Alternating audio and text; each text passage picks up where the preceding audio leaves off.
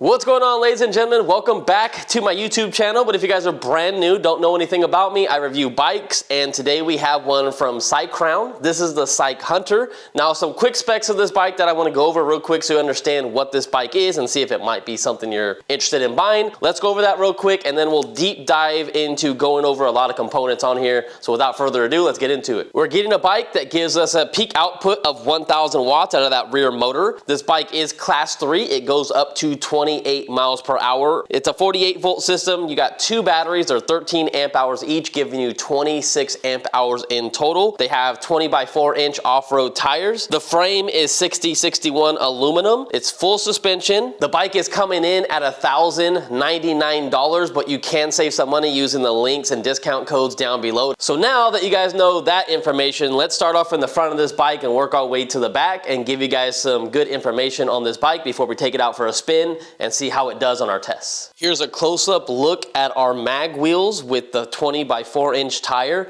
It looks like we have hippo skin liner that's supposed to help us with flats. You can air this tire up to 20 PSI. Currently on this bike, I have them aired up to 17 to give a little bit more softer of a ride. You get a nice beefy headlight in the front. Also in the back of the headlight is where you get a little speaker, and that's gonna be for your horn. Cable management on this bike is very nice and clean, but when you do look at it from the side, the cables do stick out very far from the bike, if that bothers you or not. Looking at the top of the suspension, we get no adjustments at all. Now, when I first shot my B-roll footage of this bike, it was just a big gaping hole going all the way down. I did find these caps in the toolkit, so you can add those to make it look a lot cleaner. On the top of the frame, if you ever forget any of the specs on this bike, they do have a sticker that tells you everything you need to know, and it is a sticker, so you could take it off if you want. Looking at the handlebar setup, starting onto the left-hand side, you have your standard traditional grips. They do have a little bit of a palm rest to them. Next to that, a button layout, you get your headlight button on the top, turn signals in the middle. Keep in mind the turn signals are only in the back. You do not get any turn signals in the front. And then below that is your dedicated horn button. And then next to that, you get a button layout to go up in pedal assist. That's the plus button.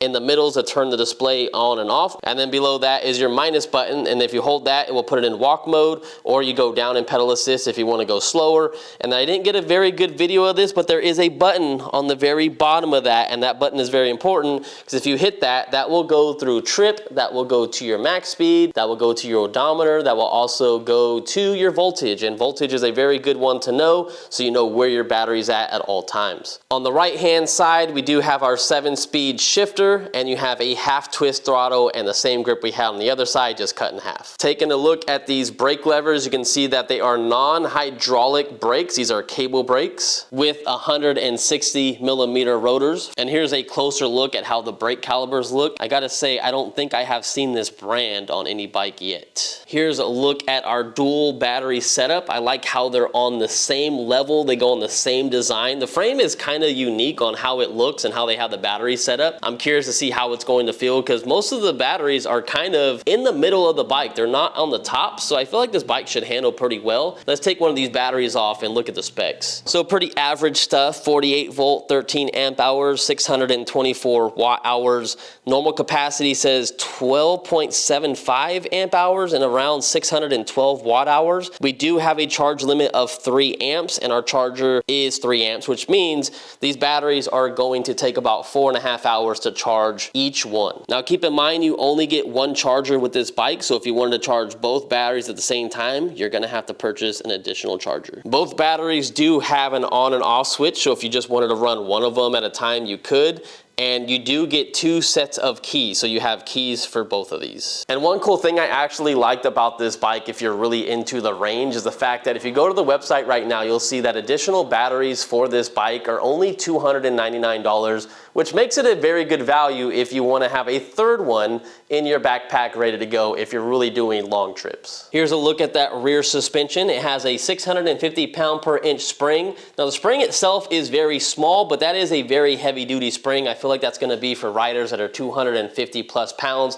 Now this bike does hold someone up to 330 pounds, and you can see with me sitting on it at 165 pounds, I was really trying to compress that spring, and it didn't seem like it wanted to move. Now you do have a little collar on it that you can adjust to make it a little bit more softer, but we're just gonna have to see how it is when we take it off-road. Now since I'm already outside sitting on the bike showing you guys how I look on it, I will tell you when picking this bike up, it is 74.5 pounds. It didn't feel that bad. It felt like the front was a little tiny bit more heavier than the rear, even though they do have the motor in the back, but I think it's how this battery setup is. Now moving on to the rear of this bike, you can see that motor that peaks at 1,000 watts. It's using a basic Shimano shifter, and then you have your chain ring up front, which looks kind of small on this bike, so we're just gonna have to see where ghost pedaling starts at. Here's a look at your brake light in the rear. I like how it's right in the very back of the bike and it looks decently bright. Last but not least is the beautiful brown seat that they added to this bike. Now it does look like a vintage style seat. They also say vintage on their website, so that's kind of what they're going for. And I think it adds a very nice touch to this bike. It also feels very soft to the touch. And overall, it just gives the bike a little bit of character instead of just being your traditional black seat. All right, guys, so that should be it. That should be everything you guys need to know about this bike. Now let's put on the helmet with the action cam and let's go out there, let's go test this thing out and see if it's worth it by the end of this video. All right, what's going on, ladies and gentlemen? We are on the action cam now. This is my first time taking this bike out. I have not tested it at all. And I gotta say, right off the bat, it has a very slow start. Now the display is saying we're doing about 26 and my phone is saying 27. I did see about 28, so it does seem like it's getting up to speed. Now I don't know how well it's gonna hold that speed because it didn't seem like it was hitting 28 miles an hour like entirely. It just kind of didn't want to stay there. So it seemed like it was hovering around 27, but we don't even have a mile on the bike yet. So let's just see if it gets a little bit better. And plus it could be the wind as well. Now the first thing I'm noticing on this bike is that it does feel decently comfortable, especially on a smooth road, but it feels a little bumpy from the front, and I'm thinking it's because that front tire is not lined up correctly all the way around, and it might have a slight lump to it. So I'm not gonna give the bike a fault for that, but I have noticed that it is a little bumpy right now. Now, one thing I gotta mention, if you guys saw me sitting on this bike, and I'll go back to the clip of it, you can see that I can barely put my feet down on this bike. It is a very tall bike. Now, I measured the front of the seat on the lowest part because the seat kind of ramps back up a little bit. It's 33 inches in the front, 34 inches in the middle, and on the very back side of the seat, it is 35 inches. So this is not going to be a bike for short riders. Keep in mind, this is gonna be a bike more suited for taller riders. I feel like if you're not at least 5'7", you probably shouldn't get this bike because you are not going to fit on it comfortably. Even at 5'9", I can barely get my feet down. All right, so we made it to the cul-de-sac on where you show you guys the bike out in the sun other than in my garage, and just give you an idea of how it looks out in the real world. I didn't do my speed test back there because there was a guy standing right in the way, so I decided to skip it. We'll go back and do that in a little bit.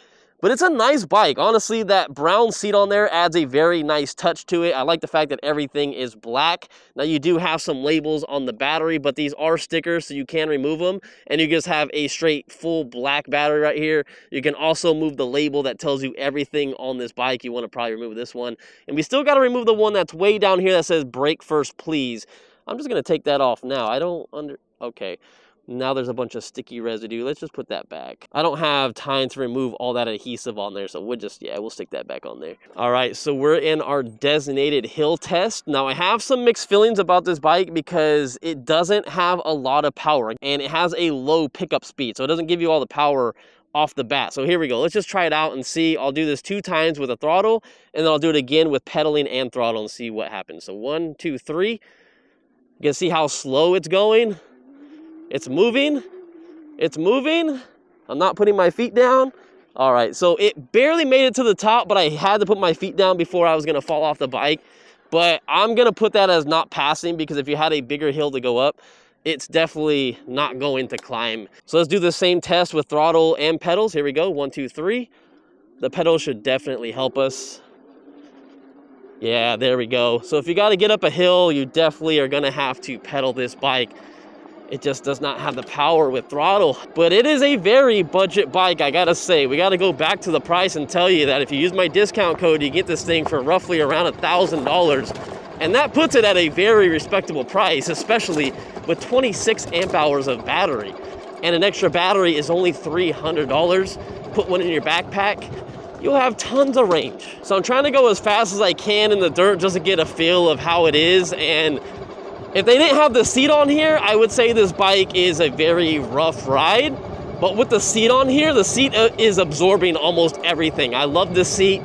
I mean, I'm kind of bouncing around here and there, but there's no jarringness to my body. My body's not getting thrown around. It's not like hurting my hands or nothing like that.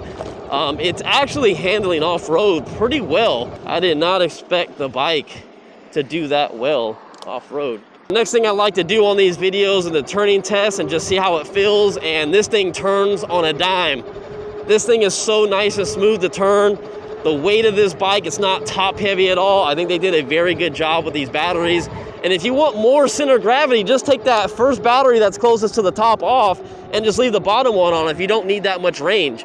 Now, I feel like with full throttle, with a 500 watt motor with both of these batteries at 26 amp hours, let's say one battery is probably gonna get you roughly anywhere from 15 to 20 miles using throttle only. And I'd probably say around 30 to 40 miles with both batteries attached. And that is full throttle because we don't have that much power on this bike. It definitely has a slow pickup speed. It doesn't have a high wattage output. It's only 1,000 watts.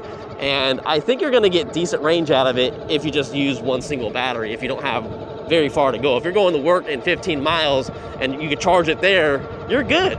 Now, next thing I like to do is a braking test. We're at 28 right now. Let's go, 1, 2, 3. Oh my God, I slammed on him as best as I could. Holy moly. I am so far from where I started braking. I couldn't even get the tires to lock up. And this is the icon right here, or I should say painted mark right here. If I stop at this or behind, hey, let's go, buddy. If I stop behind that line, it's more on the better side of e-bikes, but if I stop behind the line, which I did, I definitely passed it by a lot. These brakes aren't that good, especially for the power of this bike when you're doing max speed and you need to stop really quick. Hydraulic brakes would have been so much better, but they definitely kind of cheaped out on the brakes. I'm not a big fan of mechanical brakes. I don't like how they feel. They feel mushy. You do have a little bit of adjustment right up here that you can do, but not too much, and these normally require a lot more maintenance. Now, the next thing I normally like to talk about on these bikes is the noise. And this bike isn't quiet, but it is not loud by any means. It's just on your average. I would say it's 5 out of 10. It's right in the middle. It's like every other e-bike I reviewed for noise. But it does feel like the motor doesn't have a constant noise to it. It kind of has like a skipping noise on that motor as it's getting up to speed. And then once you reach max speed, it feels like it has the same type of audible tone to the motor. But let me see if I can bump up the audio real quick, and if you guys can hear this, I'll bump it up and see if you can hear what I'm hearing.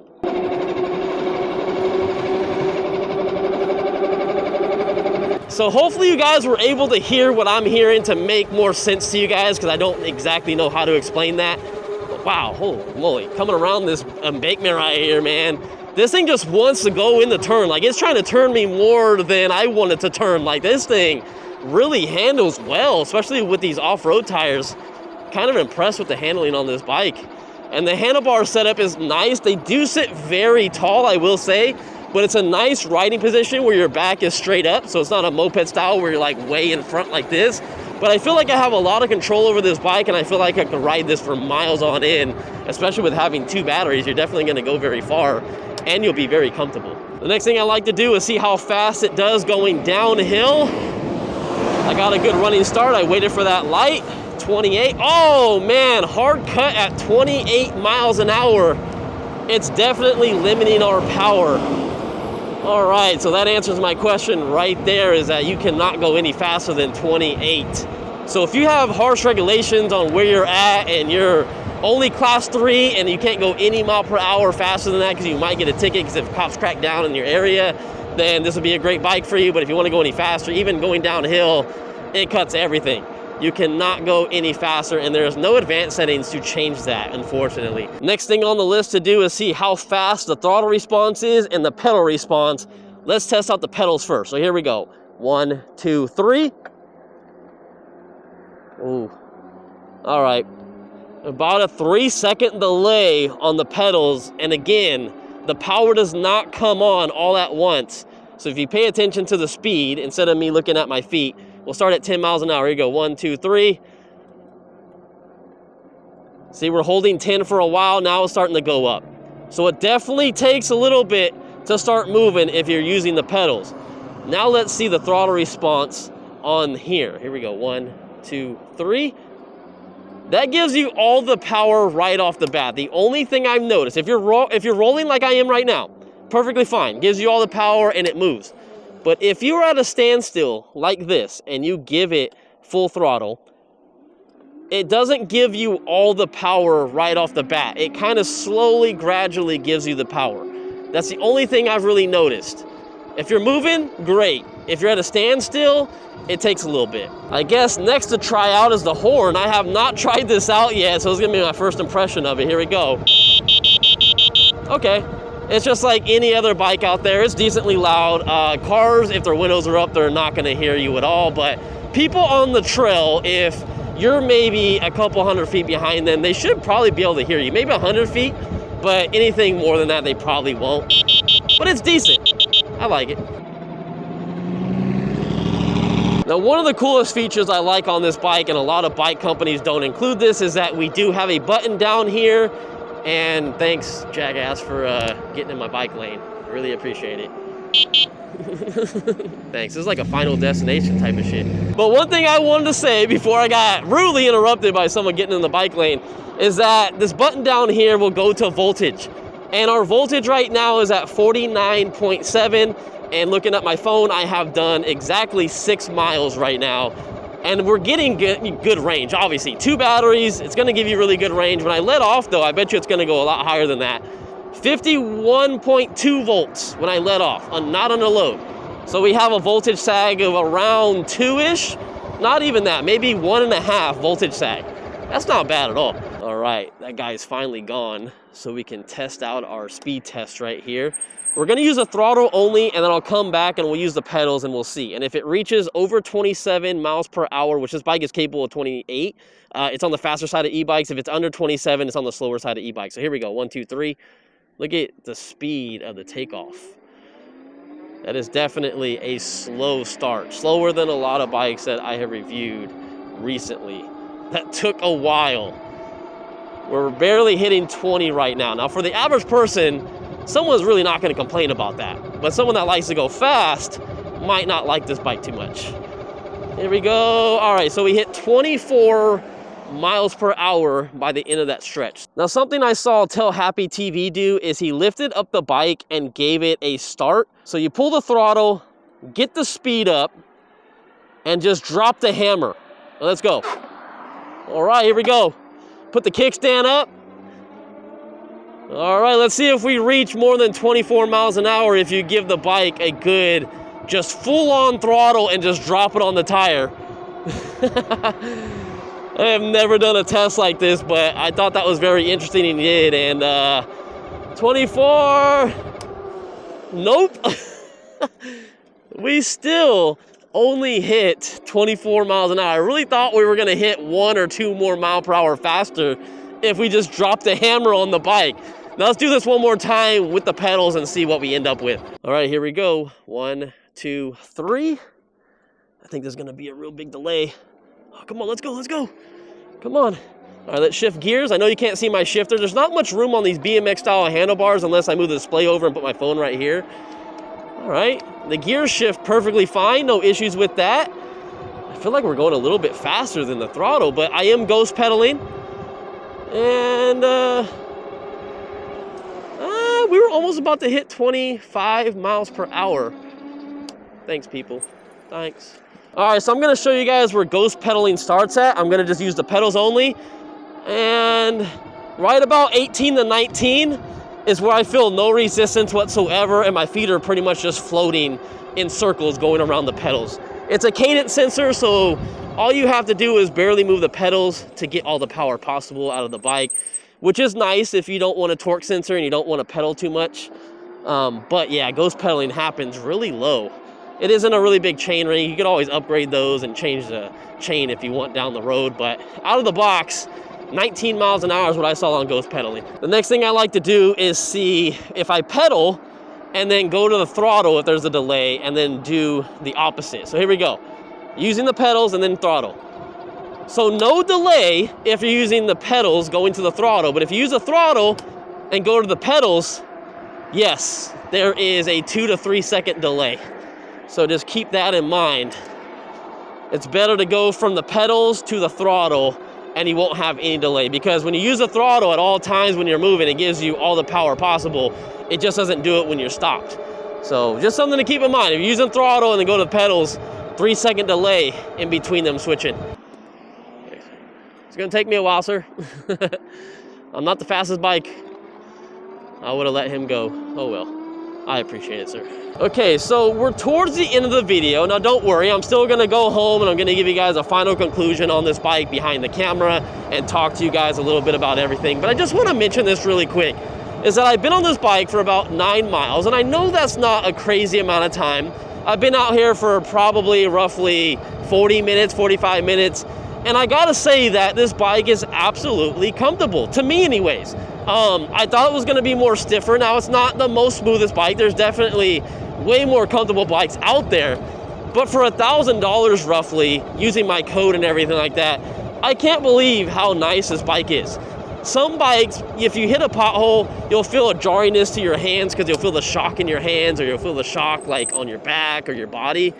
I don't feel anything on this bike. It feels great. I feel like it's a great cruising bike, especially if you need the range and you got to go farther than some of these traditional bikes that only have a 15, 16, or 20 amp hour battery at the max, and you need 2 batteries and you get 26 amp hours. That's a lot, especially with not having that much power out of a bike. So if you're really looking for a bike for just range and just decent comfort, nothing crazy, but enough where it feels really good and handles really solid on the road, this is a great bike for the price. You can't complain, especially for it being around $1,100 and cheaper if you use my discount code. But anyways, without further ado, let's get back to the house and give you my whole entire breakdown of this bike on how I feel about it. So I'll see you there in about 2 seconds. All right, well, there you guys have it. Pretty awesome bike for the price. Kind of impressed with it. I kind of took this bike as a review just because I was really interested in the dual battery setup for the price. That was the main reason why I was kind of like, all right, well, I'll review it. Let's just see how it is, because normally I like faster bikes, but I can also appreciate a cheap, good bike, and I feel like this one's not bad. There's a lot of bikes on the market that are $1,000, so I'm not gonna get into everything that's out there that will be around the same price of this, that might be better, might be worse, but there's a lot of options for about the $1,000 price range, and I feel like this is a very good bike for the price. Now here's the range that I did. So I ended up at 50.1 volts. I'll put the chart up on the screen over here so you can see, and I did exactly 9.9 miles on my phone, and my max speed was 28.5, and that was probably when I was going down the overpass, because it felt when I hit 28 and it was like, nope, cut off and you can't go any faster. The only downside I didn't really like about this bike is that the motor feels like it's skipping. It's just kind of making a noise where the motor's not a constant noise like going forward, and it just kind of makes a weird odd noise as I'm getting up to speed, and you guys probably heard that in the video if you were watching the whole thing. The seat is great though, very, very comfortable seat. The brake light we'll definitely test out in another video. It does work with the brake levers, but it's not the whole brake light getting brighter. It's just a little tiny bar at the top that gets brighter. So it's probably not gonna be the brightest brake light, but it's definitely nice that you have one that works with the brake levers. The headlight on the other hand looks great.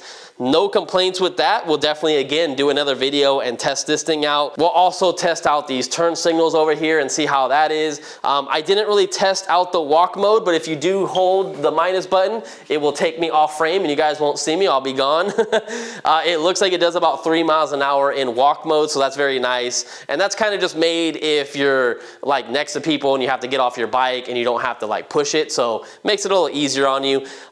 The front suspension was great. Tires are great. The batteries are great. You're definitely going to get range out of this bike. This is probably why you want to buy it. If you, however, feel like the rear suspension is a little bit too stiff, all you got to do is put like a 550 pound spring in there, or maybe a 450, but not that bad, especially with not having any adjustments up here on the front.